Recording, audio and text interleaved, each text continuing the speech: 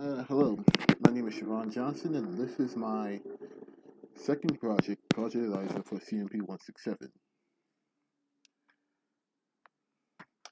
My mouse isn't working right now, so I just have to use the touchscreen. Okay, so at the top here, okay, so when you start the program, this way it's hello, my name is Eliza, what is your name? I have a static string user input to get what the input is, and the scanner class in order to actually take in what you input. So right here, use Eliza, what is your name, and then we have user, which is you, and then it takes in your name. Alright, and then your name is, then it takes in your name. Let's just use my name. And I also have a class here that checks if you put exit in, and then go to the exit method. If you don't choose exit, then it says hello plus your name. Tell me what's on your mind today in one sentence. Alright, and so now we have the option to choose, and then we have to put in a sentence. If we put an exit, then it goes to the exit class, but which I'll show off later. Well, for now, let's put in a random sentence like I'm feeling tired. Okay, so when you put in a sentence, it calls the conversation class, and this is where we go into the prompt bank. And this is where we go into the prompt bank, which is and here we have the array. We have an array for questions. We have an array of statements. We have the word. Right, we have the two words which is just the first and the last word of the sentence that you put in. Right, then we initialize it to 6 questions and 6 statements. Right, and back here, we check. The system goes through a bunch of checks to see whether she is a question or a statement. If the last character is a question mark, then it goes to the question. It goes to the questions array. If it's a statement, if it's an exclamation point that says the license adds wow dramatic, then it's just a statement.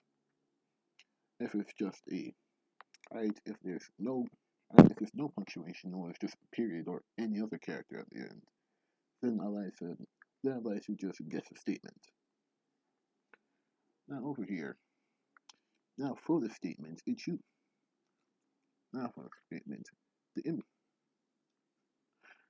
statement, it takes in the input array takes in the sentence that you put in, and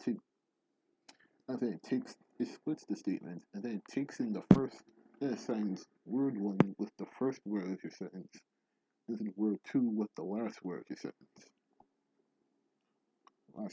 See down here, it says I'm feeling tired. It says I'm confused. And then it takes in the first word, I'm, and the last word, tired. I'm confused about tired and I'm. Please clarify what you mean.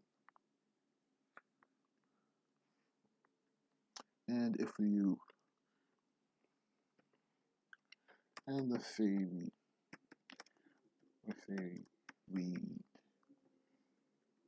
we're using that. Until you put a sentence with an exclamation point. Then she says, wow. It says I and C seem to be on your mind. Which you have up here. It says wow dramatic. If we put in a question,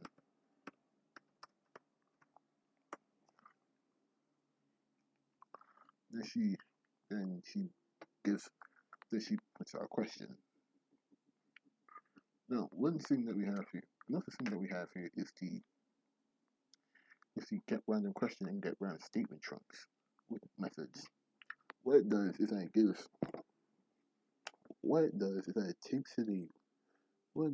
it gets an index and it chooses a random number from 0 to 6. No, not 6, from 0 to 5 for both statements and questions. and then it returns the state. And then it returns back the statements or questions at that particular index. So if it gets question 1, then choose question. So if the index is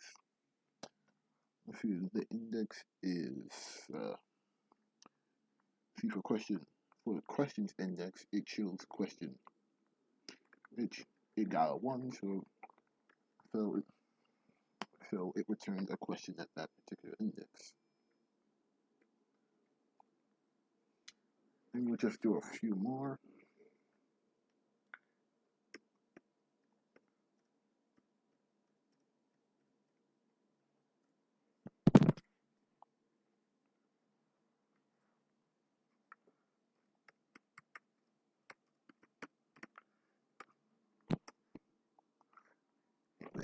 So if we input exit, if we put in exit,